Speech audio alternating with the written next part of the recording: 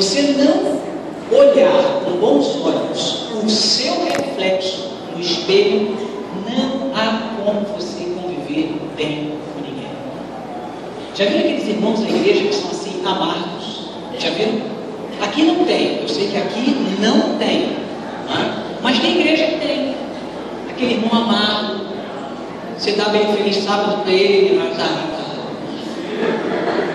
não responde, ele não segue, entendeu?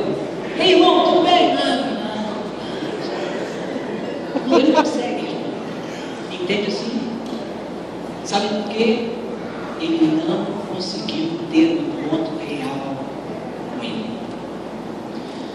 Certa feita, um grande empresário, me foge do nome dele, me perdoe, eu trato para vocês depois. Ele consultou um psicólogo.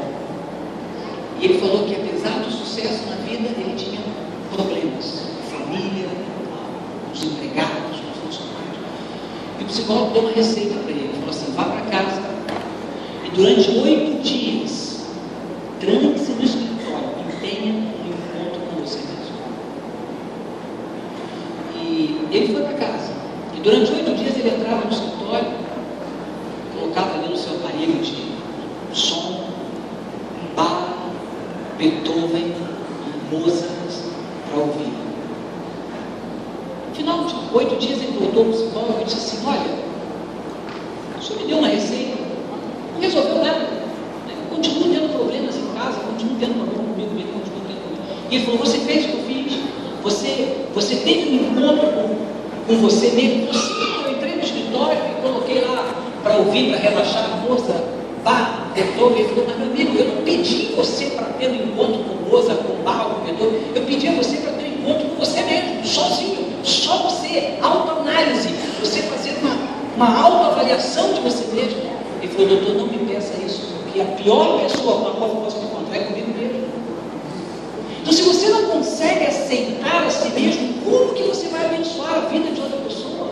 Se você não entende a dimensão do valor que você tem para Deus, como que você espera valorizar a figura do próximo? Como? Não existe possibilidade disso acontecer. Não vai acontecer enquanto você não tiver um real senso de quanto você vale, pelo menos para Deus. O último texto que vai aparecer nesse seminário, eu vou adiantar, é Isaías 43, verso 4. Para mim, um dos versos fantásticos da Bíblia Sagrada. E o verso diz assim: visto que você foi precioso aos meus olhos, digno de honra, eu te amei.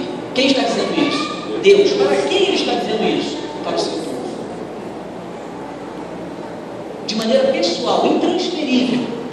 Você é precioso para mim. Você é digno de honra. E talvez você esteja agora raciocinando: mas pastor, se o senhor fizer uma radiografia da minha vida, você vai perceber que eu não sou precioso para Deus. Aí é que você se engana.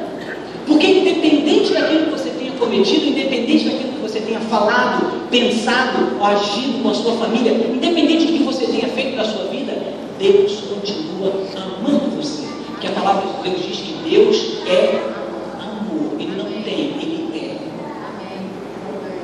O dia que você tiver uma concepção clara acerca disso, você começa a entender o valor que você tem para Deus. Porque se só João, se só Maria, se só Carlos, só Antônio tivesse pecado, Jesus teria passado tudo o que ele passou para salvar uma única pessoa do pecado.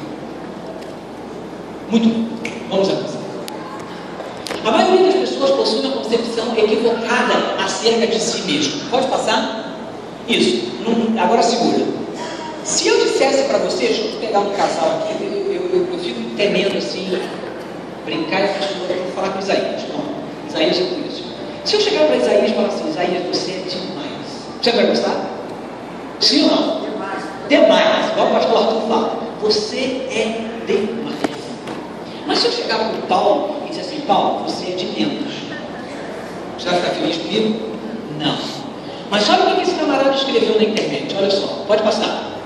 Eu não sou demais, porque tudo que é demais sobra, tudo que sobra é resto, tudo que é resto vai para o lixo. Então eu sou de menos, porque tudo que é de menos é pouco, tudo que é pouco é raro, tudo que é raro é bem mais especial. Isaías, você é de menos.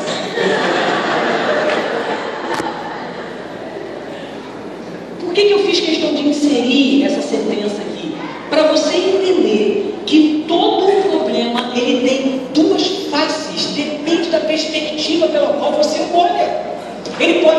tornar um muro intransponível, ou ele pode ser apenas um degrau para desafiar você a crescer um pouco mais no seu relacionamento com o seu cônjuge. Deu para entender isso aqui? Vamos avançar. Bem,